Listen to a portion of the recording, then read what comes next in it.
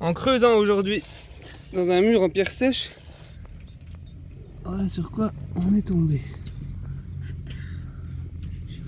Alors on va essayer de l'aider à sortir.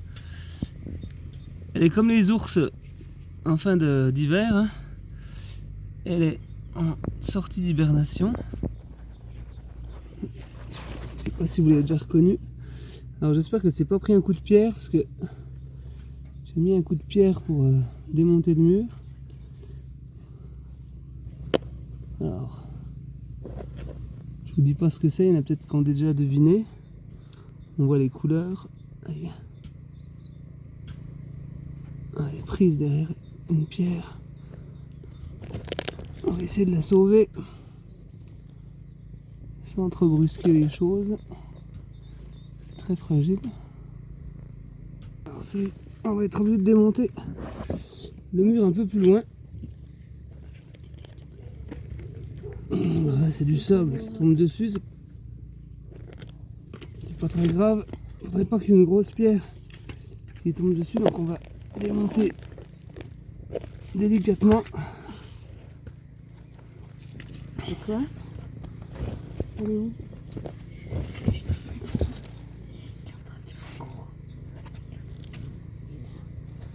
Voilà, elle est là.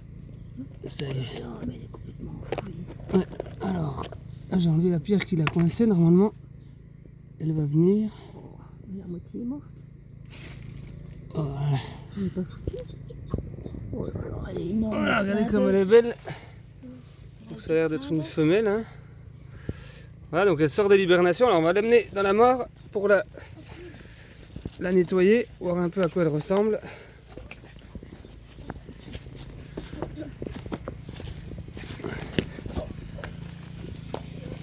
Alors c'est la fameuse mare d'où viennent les tritons et les têtards qu'on a observés. Alors, faut savoir que ça vit pas du tout dans l'eau une salamandre. Donc là je la mets juste dans l'eau pour la nettoyer. Mais une salamandre, si vous la mettez dans l'eau pour la sauver, en fait ça va pas l'aider du tout. Voilà, regardez, on la voit apparaître, son beau, ses belles couleurs. Voilà, puis ça la ravive un coup. Voilà, regardez comme elle est belle. Au soleil couchant, là. Allez, on va continuer à la nettoyer. Donc je crois qu'elle est intacte. Hein. Voilà. Alors on voit sur le dos des glandes à venin. Là. C'est des petites glandes qui vont sortir des petits jets d'un produit acide. C'est pour se protéger des prédateurs. Regardez, on voit bien là sur la pointe. Là, ça se voit mieux sur la partie jaune. Tout le long de la colonne vertébrale. Alors chaque salamandre elle a son propre dessin, c'est comme pour le pelage des lynx. Voilà, donc on peut la reconnaître. Alors c'est sûrement une femelle. Et chez les salamandres, voilà, regardez le gros ventre. C'est pas comme les grenouilles. Donc les grenouilles elles pondent dans l'eau, elles ne s'occupent plus des œufs. On parlera du crapaud accoucheur plus tard, mais là pour elles c'est encore un autre mode de reproduction. Donc elle a les œufs fécondés à l'intérieur de son ventre et elle va les poser dans l'eau seulement une fois que les œufs sont prêts à éclore. Donc la métamorphose elle a lieu à l'intérieur de l'œuf dans le ventre de la mère.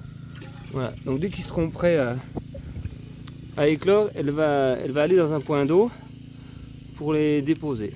Voilà, c'est un peu comme le crapaud accoucheur, vous verrez. Voilà. On dit qu'elle est ovovivipare.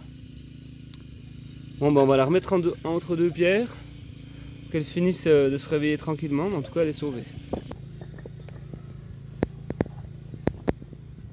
Attends, je vois pas. Là voilà.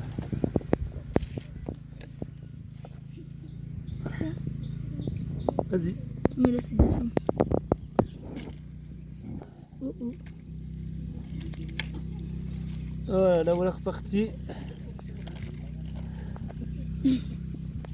Si elle veut venir pondre, eh ben, elle pourra venir ici.